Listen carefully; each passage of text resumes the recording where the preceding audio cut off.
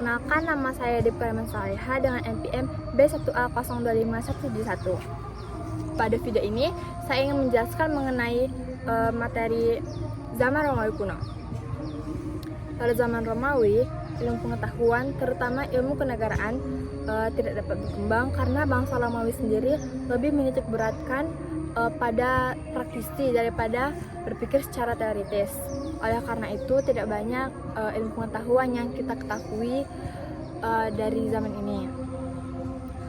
Konsep kenegaraan Romawi sendiri hanya dapat kita ketahui dari praktek ketanegaraannya karena selalu dilaksanakan melalui lembaga hukum serta lembaga kenegaraannya. Awalnya kerajaan Romawi terpecah belah, namun setelah melalui peperangan, bangsa ini berubah dari negara kota menjadi imperium yang menyatukan berbagai wilayah peradaban menjadi suatu kerajaan yang didampingi oleh dewan dari kaum patrisia. Setelah raja terakhir digulingkan, muncullah benih-benih demokrasi dengan pertentangan antara kaum patrisia dan plebia, di mana pertentangan tersebut diselesaikan dengan Undang-Undang 12 Meja. Pemerintahan dijalankan oleh dua konsul bersama dewan, yang kemudian Romawi berubah dari sistem kerajaan menjadi sistem demokrasi. Tetapi perubahan sistem tersebut hanya bersifat sementara karena saat itu bangsa Romawi mengalami keadaan darurat seperti perang, yang kemudian kekuasaan dipusatkan pada seorang diktator dengan wewenang sementara agar keputusan bisa cepat diambil untuk mengembalikan keadaan normal. Perayaan tadi juga harus menyesuaikan hukum dengan kebutuhan masyarakat yang terus berkembang, sehingga terciptalah jurisprudensi yang tetap dan kepastian hukum bagi warga negara. Bangsa Romawi sendiri dapat mencapai puncak kejayaannya karena banyak menggunakan ajaran dari kaum Stoa yang bersifat universal dan tidak terbatas pada city-state yang meliputi seluruh dunia melalui politik dan ketatanegaraan-nya.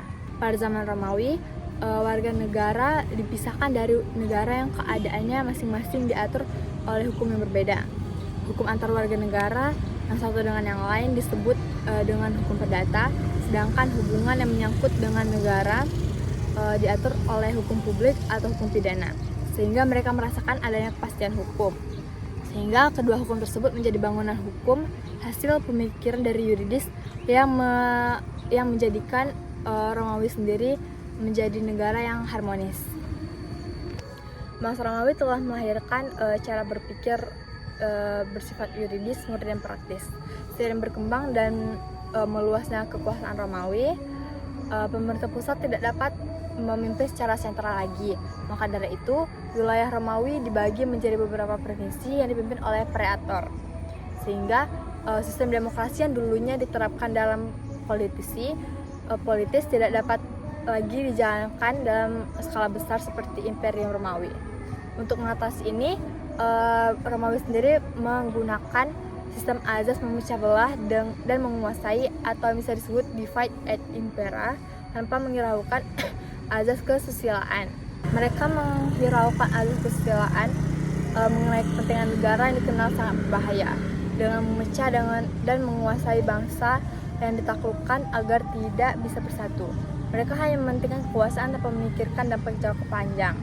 Praktik ketatanegaraan Romawi yang keras ini akhirnya disahkan secara polis asalkan untuk kepentingan negara, meski bertentangan dengan etika. Setelah wilayah Romawi dibagi menjadi beberapa provinsi, sistem hukum juga diperluas dengan menerapkan jus gentium atau yang biasa disebut dengan hukum antar negara sebagai sistem hukum baru yang mengatur hubungan antar bangsa di wilayah kekuasaan Romawi. Ajaran kaum Stoa juga berperan sangat penting karena menyebabkan orang berpikir secara yuridis yang menyimpulkan bahwa hukum alam dari pikiran yang abstrak di atas jus gentium. Maka sampailah orang pada pemikiran jurnatural, yang dimana kekuasaan rakyat dapat diserahkan pada penguasa tidak turun-temurun. Setelah kekuasaan diserahkan, rakyat tidak dapat mencabut kembali sehingga penguasa tidak dapat bertindak sebagai diktator. Hal ini terjadi pada tahun 48 sebelum Masehi saat Julius Caesar menjadi diktator seumur hidup yang mengubah Romawi dari demokrasi menjadi monarki. Polybus mengatakan bahwa Romawi merupakan pemerintahan yang mempersatukan unsur demokrasi, aristokrasi, dan oligarki. Di mana Polybus sendiri adalah seorang ahli sejarah Yunani yang pernah dipenjara di Romawi. Meski di penjara, ia melakukan penelitian tentang sistem dan susunan ketatanegaraan Romawi. Setelah ia bebas, ia melanjutkan penelitiannya dan dari hasil penelitiannya ia mendapatkan teori kenegaraan tentang perubahan bentuk negara yang dikenal dengan Psychos teori. Ia menyatakan bahwa bentuk negara berubah terus-menerus dalam hubungan sebab akibat, di mana salah satu bentuk negara akan melahirkan bentuk berikutnya secara berulang. Yang dimana yang berulang ini dimulai dari sistem monarki yang didirikan atas kekuasaan dari rakyat yang berhubungan dengan kecenderungan berdasarkan alam. Dalam monarki ini, kekuasaan negara dipegang satu orang tunggal dan mempunyai sifat lebih unggul dari warga negara lainnya. Tapi lama-kelamaan keturunan dari raja itu tidak dapat menjalankan pemerintahan kepentingan umum. Rakyat merasa tertindas dan jadilah negara itu hanya diperintah dengan oleh satu orang yang pemerintahannya sangat jelek. Lalu berubahlah dari sistem monarki menjadi sistem tirani. Sistem tirani ini awalnya dijalankan oleh seorang tiran yang bersifat sewenang-wenang, digantikan oleh beberapa orang yang berani dan mempunyai sifat baik. Mereka bersatu dan mengadakan pemberontakan, lalu mereka menjalankan pemerintahan dengan memperhatikan kepentingan umum. Namun akibatnya bentuk negara tersebut berubah dari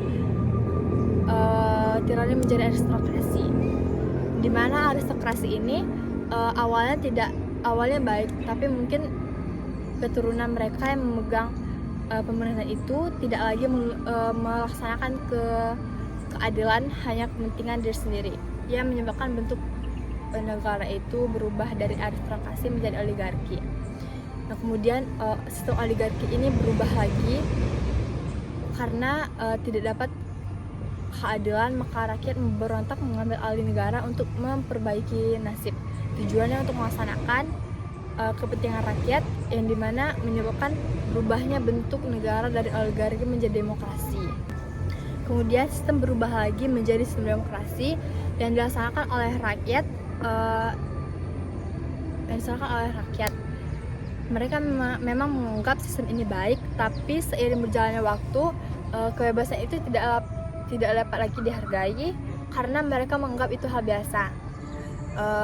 Akibatnya timbullah kekacauan, kebobrokan, korupsi yang merajalela, sehingga hukum tidak dapat lagi mempunyai kedaulatan mengikat dan sesuka hatinya. Inilah alasan perubahan bentuk negara dari demokrasi menjadi autokrasi. Ketika suatu negara berada dalam kekacauan dan rakyatnya mengalami penderitaan, timbullah keinginan untuk memperbaiki nasib bersama orang yang kuat dan berani. Kekuasaan akhirnya dikuasai kembali dengan kekerasan, di mana pemerintahan pun beralih ke satu orang yang ingin menjalankannya demi kepentingan umum, maka timbullah kembali bentuk negara monarki, sehingga upaya memperbaiki keadaan yang bobrok ini mulai menandai bahwa perputaran bentuk negara kembali awal. Dalam teori Polybus di atas, ternyata dapat dilihat bahwa pemerintahan yang baik itu dalam telah mengandung asas yang buruk, yang kemudian jika suatu negara sifat baik, maka baik pula isi negara tersebut. Selanjutnya ada Cicero sebagai penemu teori kedua pada zaman Romawi, di mana Cicero ini adalah seorang pemikir Romawi tentang negara dan hukum. Ia dikenal sebagai ahli pidato, advokat, serta sastrawan. Dua karya terkenalnya yaitu De Republica dan De Legibus, yang dimana struktur kedua buku ini sangat meniru karya Plato, namun isinya tidak sebanding dari segi nilai pikiran, karena Cicero tidak menunjukkan pemikiran orisinal. Pandangan Cicero tentang negara adalah negara harus didasari dengan rasio manusia yang sejalan dengan ajaran kaum Stoa. Mengenai bentuk pemerintahan, Cicero sendiri berpendapat bahwa bentuk yang baik adalah bentuk dari pemerintahan yang baik pula, yaitu monarki, aristokrasi, dan republik. Dan dimana dengan mencampurkan ketiga sistem ini tidak ada bentuk pemerintahan yang dominan. Pandangan ini menunjukkan upaya Cicero dalam mencari keseimbangan dalam sistem kekuasaan untuk memperbaiki kestabilan dan keadilan dalam negara. Cicero menyatakan bahwa hukum yang baik didasarkan oleh rasio yang murni, yaitu hukum yang bersumber dari hukum alam kodrat, yang dimana hukum positif tersebut harus didasarkan azas hukum alam. Jika tidak, maka hukum positif tersebut tidak akan mengikat. Bagi Cicero, hukum adalah satu-satunya ikatan dalam negara. Hukum alam dengan kesusilaan berdasarkan alam kodrat yang tidak dapat dipisahkan. Teori ketiga dikemukakan oleh Seneca, di mana Seneca pernah menjadi guru besar Nero yang meninggal pada tahun 65. Setelah jatuhnya Imperium Romawi, sejarah pemikiran tentang negara dan hukum memasuki zaman abad pertengahan yang tidak secara langsung dikuasai oleh masalah duniawi, terutama material, dan bukan dari sudut filsafat, tapi dari segi ketuhanan dan keagamaan. Baik, mungkin cukup penjelasan mengenai materi zaman Romawi oleh saya. Saya akhiri, wassalamualaikum warahmatullahi wabarakatuh.